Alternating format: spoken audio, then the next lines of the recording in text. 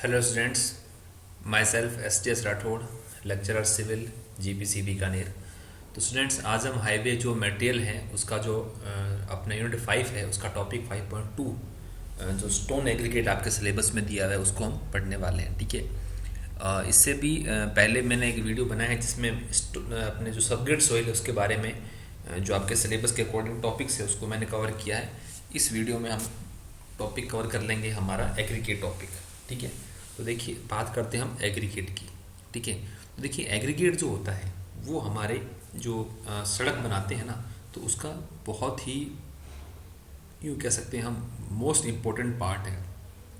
ठीक है ना। स्टोन एग्रीगेट बेसिकली आपको पता है एग्रीगेट में कई वेराइटीज़ होती हैं। क्लास जैसे आप सोइल का पढ़ते हैं ना क्लासिफिकेशन, वैसे ही एग्रीगेट का भी क्लासिफिकेशन होता है। Coarse aggregate, fine aggregate, boulders, cobbles, यानी बड़े बड़े पत्थर, छोटे पत्थर। आप लोगों ने बेसिकली सड़क बनते हुए देखा ही होगा। तो सड़क बनते जो हम देखते हैं ना, तो एग्रीगेट जो होते हैं सबसे बेस में होता है सबग्रिड। फिर सबग्रिड के ऊपर जब हम बनाते हैं सब बेस, है ना, जिससे कि आपको पता ही सबसे ऊंची लेयर होती है आपकी सबग्रेड, सब बेस, बेस और सरफेस। तो सबग्रेड तो सॉइल से बनता है, उसके ऊपर हम लगाते हैं पत्थर। फिर कुछ बड़े पत्थर दिखते होंगे आपको, फिर उसके उसके ऊपर कुछ छोटे पत्थर। ठीक है। तो एग्रीगेट भी होता है, coarse aggregate, fine aggregates, depend upon their classifications, है ना, डिपेंड अपॉन देयर लोकेलिटीज़, यानी कि हम कहाँ पे कौन सा यूज़ कर रहे हैं, कहाँ पे कितना लोड आ रहा है, कहाँ पे व्हीकल में कितना लोड है, कहाँ पे गाड़ी कितनी हैवी चल रही है, कहाँ पे गाड़ी कितनी लाइट चल रही है। तो सारे जो होते हैं फ्रैक्शंस को हम उसमें कंसिडर करते हैं, किसमें, हाईवे के एग्रीगेट में। ठीक है। तो हम पढ़ने जा रहे हैं स्टोन एग्रीगेट के बारे में। तो स्टोन एग्रीगेट के बारे में आप सिंपल सी बात पूछो तो आप बोलोगे कि स्टोन एग्रीगेट हाईवे का हम जो होता है पेमेंट उसका मुख्य पार्ट होता है। और स्टोन एग्रीगेट एक अपने यूँ बोल सकते हो आपकी आपका सब बेस और बेस कोर्स के रूप में यूज़ कर सकते हैं। सब बेस में थोड़ा बड़े हो जाएंगे, बेस थोड़ा कम हो जाएंगे, और सबग्रेड के ऊपर उसको बिछाया जाता है। ठीक है ना। अब नेक्स्ट अपन देखते हैं इसकी डिज़ायरेबल प्रॉपर्टीज़ कौन कौन सी। देखिए, प्रॉपर्टीज़ की बात करें हम, properties of what, properties of stone aggregate. ठीक है ना। देखिए, स्टोन एग्रीगेट की बात करता हूँ अगर मैं प्रॉपर्टीज़ की, तो प्रॉपर्टीज़ में देखिए पहली प्रॉपर्टी आपको दिख रही होगी स्टोन एग्रीगेट की, दैट इज़ स्ट्रेंथ प्रॉपर्टी। कौन सी प्रॉपर्टी, स्ट्रेंथ, यानी कि वो मजबूत कितना है, हमारा स्टोन एग्रीगेट है वो मजबूत कितना है, उसकी स्ट्रेंथ क्या है, वो हम इसमें नोटिफाई करते हैं। तो देखिए, स्ट्रेंथ क्या होता है कि उस पर कितना यूँ बोल सकते हो आप, उसमें ट्रैफिक लोड के कारण कितना लोड आ रहा है, उस पर व्हील टेयरिंग हो रही है कि नहीं हो रही, क्रशिंग कितना हो रहा है, दैट इज़ इसको बोलते हैं स्ट्रेंथ टेस्ट। ठीक है।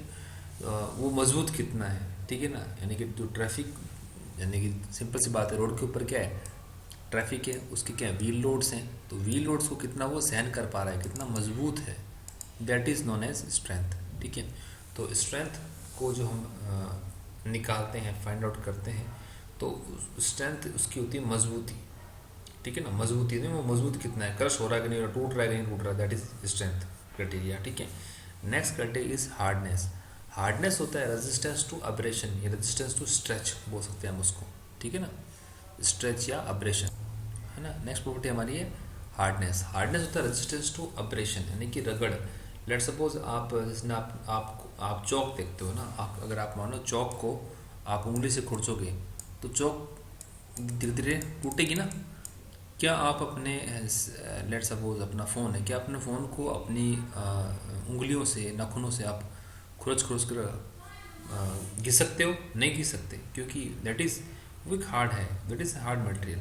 तो हार्डनेस जो होता है वो होता है रेजिस्टेंस टू अब्रेशन, यानी एग्रीगेट जो होता है वो इतना अच्छा होना चाहिए कि जो उसके ऊपर गाड़ी चल रही है, पहिए चल रहे हैं, टायर चल रहे हैं, तो टायर से ऐसा नहीं है वो घिस घिस के चूरा हो, ऐसा नहीं होना चाहिए, वो मजबूत होना चाहिए।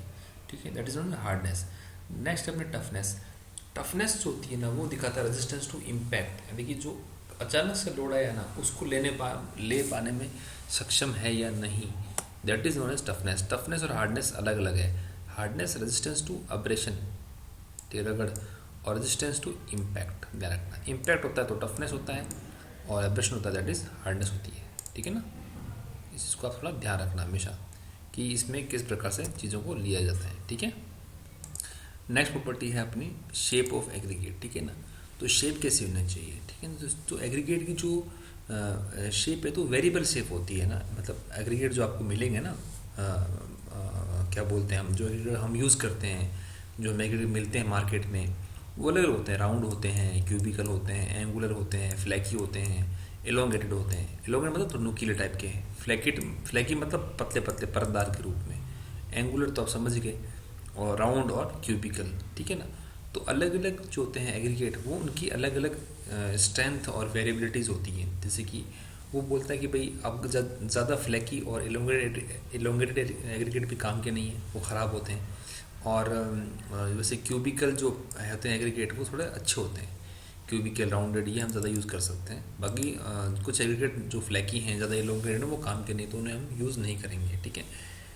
नेक्स्ट प्रॉपर्टी है अडहेजन विद बिटुमन, यानी कि अडहेजन, एक देखो दो होती है प्रॉपर्टी, एक होता है कोहेजन, एक होता है अडहेजन। कोहेजन को हिंदी में बोलते हैं सहसंजक, यानी कि एक समान अणुओं के, और अडहेजन मतलब असंजक।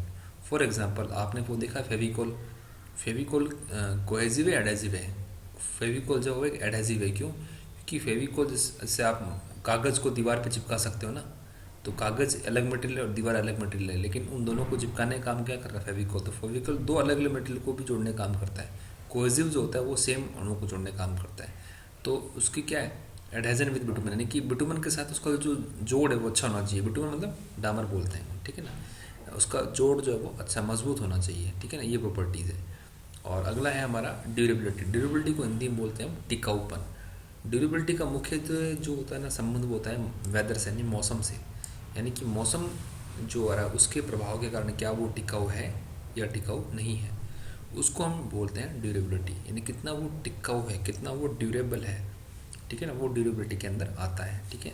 तो इस तरह से क्या है कि इसकी जो प्रॉपर्टीज़ हैं उसको हम अलग अलग रूप में लेके समझते हैं, ठीक है। तो आपने बेसिकली जो मैंने आपको बताया प्रॉपर्टीज़ में कौन कौन सी, पहले बताया मैंने आपको स्ट्रेंथ, मजबूत कितना है, फिर मैंने आपको बताया उसकी हार्डनेस कितनी है, फिर बताया मैंने टफनेस क्या होगी, फिर उसका शेप क्या होगी, फिर एडहेजन विद बिटुमन कितना है, देन होता है आपका ड्यूरेबिलिटी। तो ये जो प्रॉपर्टीज़ हैं, आपको इन सारी प्रॉपर्टीज़ को ही हम एक साथ यूज़ करते हैं, और इन्हीं प्रॉपर्टीज़ के बेस पे हम बेसिक वेरियस जो होते हैं टेस्ट करते हैं, और उन टेस्ट के जो होते हैं रिजल्ट्स होते हैं वही हमारे आगे काम आते हैं, ठीक है ना। उन टेस्ट के रिजल्ट्स ही हमारे आगे काम आते हैं।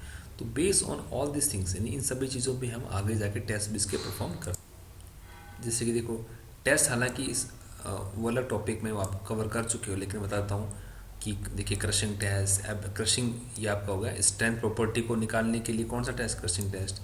एब्रेशन किसको दिखाएगा आपका टेस्ट, हार्डनेस को। इम्पैक्ट टफनेस को। साउंडनेस किसका टेस्ट हो गया आपका, शेप टेस्ट मान लो, शेप कैसा है स्पेसिफिक। और ये एडहेजन टेस्ट, ये सब टेस्ट हम परफॉर्म करते हैं ताकि हम चेक कर सकें कि जो हमारा एग्रीगेट है वो एग्रीगेट जो है वो डिज़ायरेबल है या नहीं, यानी कि जो एग्रीगेट अपना है वो उस पर्टिकुलर रोड के लिए सही है या नहीं, कितना सही है, उस रोड के लिए कितना उपयोगी है, यानी कि वो डिपेंड करता है वो रोड क्या है और एग्रीगेट क्या है, ठीक है ना। तो सारी चीज़ें एक साथ में संबंधित हैं, इन चीज़ों को सारा एक साथ करके आपको ही एक साथ करके पढ़ना पड़ेगा, ठीक है ना। तो यहाँ ये जो टॉपिक है, जो पार्ट है हमारा एग्रीगेट, स्टोन एग्रीगेट और उसकी डिज़ायरेबल प्रॉपर्टीज़ जो कौन कौन सी होती है वो यहीं पे ख़त्म होती है। तो आप इन प्रॉपर्टीज़ को एक और आप इसे रिवाइज कर लेना, आसान सा सब्जेक्ट है, आसान टॉपिक है, ठीक है। तो थैंक यू वेरी मच।